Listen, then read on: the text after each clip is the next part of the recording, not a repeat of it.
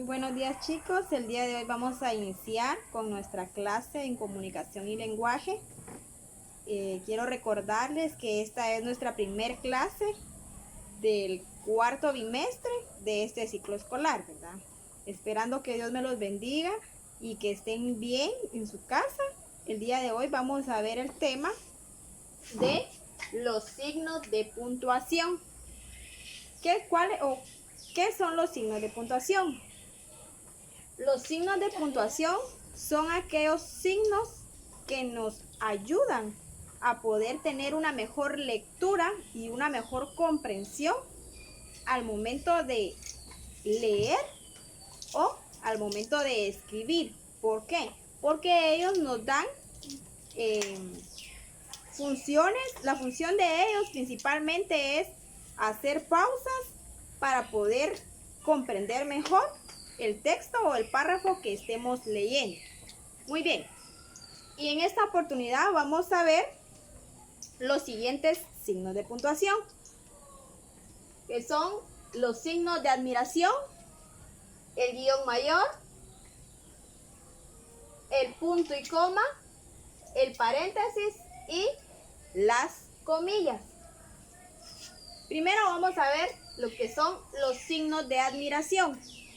Como su nombre lo indica, ¿verdad? Estos signos son para poder nosotros expresar cualquier admiración, ¿verdad?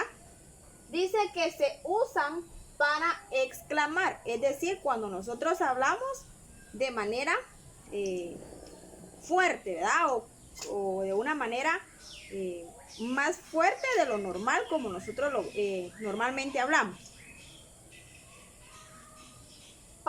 Se usan para exclamar, dar a conocer orden o una emoción.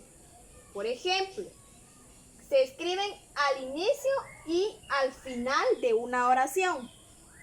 Exclamativa, o sea, cuando nosotros utilizamos un tono de voz más alto. Por ejemplo, todos los días tienes que estudiar. Normalmente, si nosotros venimos y decimos todos los días tienes que estudiar, ahí automáticamente sabemos que no estamos haciendo uso de signos de admiración. Pero si yo vengo y digo todos los días tenemos que estudiar o tienes que estudiar, el tono o el timbre de voz es elevado porque ya estamos haciendo uso de los signos de admiración. También se utilizan en interjecciones. ¿Qué son las interjecciones? Son las palabras que utilizamos para expresar un sentimiento como dolor, alegría o cualquier otro sentimiento. Por ejemplo, ay, o, hola, Esas son las interjecciones. Si nosotros le agregamos a las interjecciones signos de admiración, ya sería ay, oh, hola, o ¿verdad? Cuando nosotros hacemos ese tipo de exclamación, allí estamos haciendo uso de los signos de admiración, ¿verdad? Porque estamos expresando una interjección o un sentimiento, ¿verdad? Y para poder ser mejor, cuando nosotros leemos y miramos este tipo de interjecciones con signos de admiración, es necesario que nosotros automáticamente en la lectura debemos hacer uso del signo de admiración, porque este nos va a indicar un timbre de voz más alto. También se usan en oraciones imperativas. Es decir, cuando nosotros decimos oraciones como déjame en paz, ¿verdad? Cuando nosotros decimos déjame en paz, no lo vamos a decir sencillamente, ¿verdad? Déjame en paz. No, ¿verdad? Lo hacemos con un timbre de voz elevado. Déjame en paz, ¿verdad? Ahí estamos haciendo uso de los signos de admiración porque el timbre de voz es más alto. También tenemos otro ejemplo que dice sal de mi casa. Cuando usted está sacando a alguien de su casa, no le va a decir va, andate o salite, no, ¿verdad?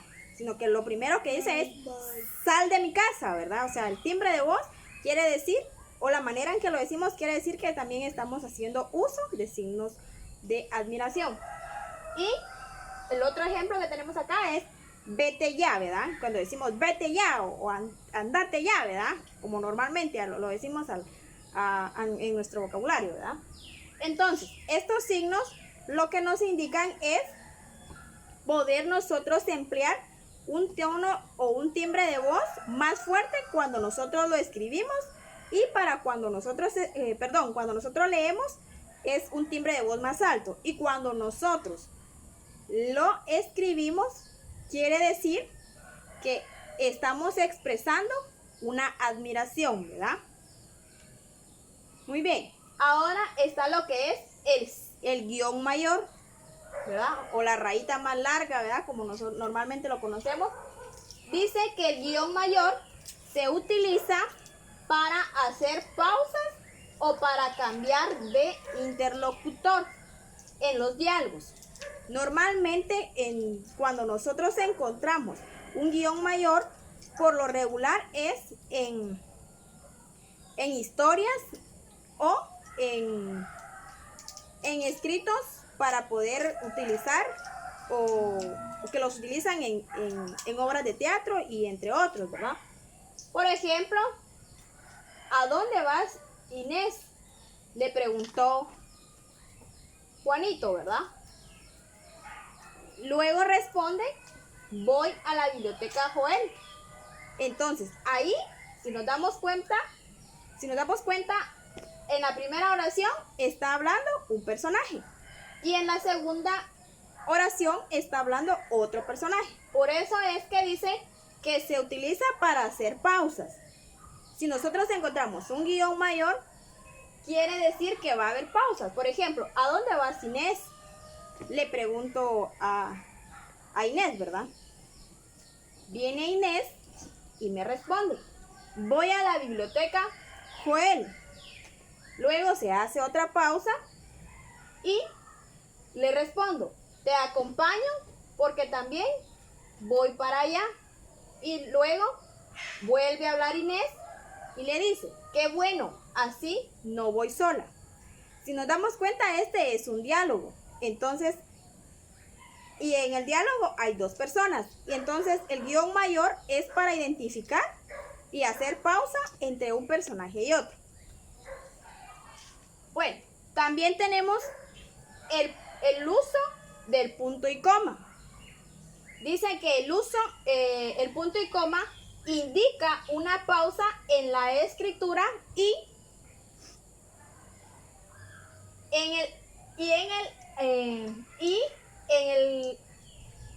en comparación de la coma, pues se señala mayor grado, ¿verdad? Es decir, que es similar a la pausa que hacemos con una coma, pero el punto y coma es, para cuando miramos dentro de la escritura un punto y coma, debemos hacer una pausa más larga, ¿verdad? Por decir algo, si usted dice, fui al mercado y compré un brócoli, una naranja, compré pepinos, compré limones, usted está haciendo uso de comas, ¿verdad? Porque está mencionando que compró y está haciendo una pequeña pausa. Pero si yo vengo y digo, hoy fui al mercado, compré brócoli, whisky y zanahoria, hago una pausa más larga cuando yo vengo a decir, para poder hacer una ensalada. Ya estoy hablando de otro tipo de cosas, ¿va? Ya no solo estoy diciendo que compré, sino que también estoy diciendo para qué. Entonces, en esa pausa hacemos uso de punto y coma, porque vamos a separar con una pausa más larga la cuestión de la que estamos hablando. Dice que se usa para separar elementos enumerativos, ¿verdad? Era lo que le decía. Usted está enumerando qué compró, ¿verdad? Y cuando después de eso ya usted hace una pausa más larga para poder hablar de otra cosa. También se usa el punto y coma antes de las conjunciones, pero sin embargo, y entre otras, ¿verdad? Ya vimos anteriormente lo que son las conjunciones. Entonces, por ejemplo, si yo digo, el día de hoy fui al mercado, pero se me olvidó traerme los whiskiles. Los dejé olvidados.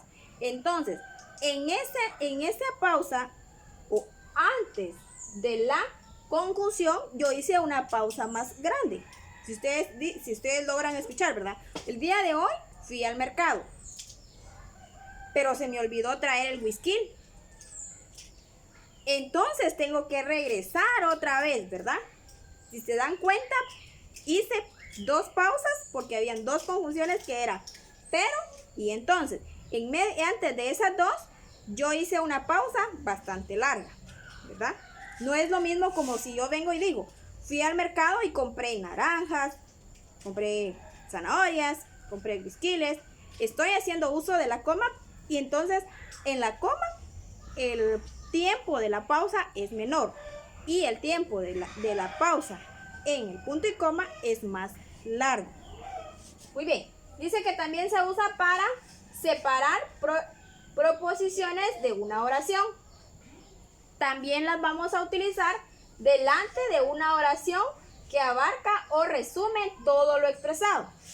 Si yo vengo y tengo un texto bastante largo, ¿verdad? Por decirle algo, llevo mi listado de verduras que mi mamá me mandó que tengo que comprar en el mercado, pero para no escribir todo lo que mi mamá me mandó, yo vengo y resumido escribo, el día de hoy voy a ir al mercado.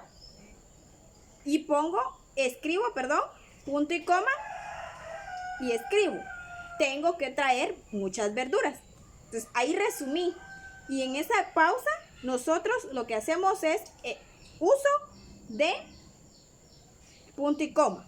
Ahora, si yo digo, tengo que ir al mercado, pero tengo que traer 5 o 6 verduras hasta 7, y las voy a escribir para que no se me olviden, ¿verdad? Porque soy de los que mejor escribo una por una las cosas y mejor ahí escribo la coma. Ahí hago uso de la coma. Y si quiero resumir, entonces lo hago de esa manera como ya les mencioné, ¿verdad? Tengo que ir al mercado, punto y coma, y tengo que traer verduras, ¿verdad? Muy bien, eso es con respecto a lo que estamos hablando de punto y coma. Y a su vez, si se dieron cuenta, pudimos ver lo que es la diferencia entre el punto y coma y la coma, ¿verdad? La diferencia es que la coma es una pausa corta y el punto y coma es una pausa más larga. Y por último tenemos lo que son los paréntesis y las comillas. Los paréntesis dice que se utilizan para encerrar anotaciones que no forman parte del diálogo. Por ejemplo, si yo vengo y estoy hablando de que voy a ir al mercado, sigamos con este ejemplo para que no nos hagamos bolas. Entonces viene mi mamá y me dice, hágame favor de ir al mercado, y de repente se le acordó a ella otra cosa, ¿verdad?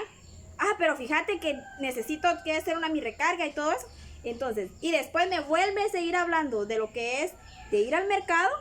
Esa pausa que ella hizo va ya escrito, ¿verdad? Ya viéndolo de la manera escrita, esa pausa va encerrada entre paréntesis. ¿Por qué? Porque ella me está hablando de ir al mercado, pero ella se acordó y si no me lo decía se le iba a olvidar. Entonces, esa pausa, lo que me dijo de que te necesitaba ir a hacer una recarga, eso va entre paréntesis porque no tiene nada que ver con el tema de ir al mercado. ¿Sí? Bueno. También los paréntesis se utilizan para encerrar aclaraciones, fechas, lugares, etc. Por ejemplo, cuando nosotros hacemos o creamos una historia, por ejemplo, ¿verdad?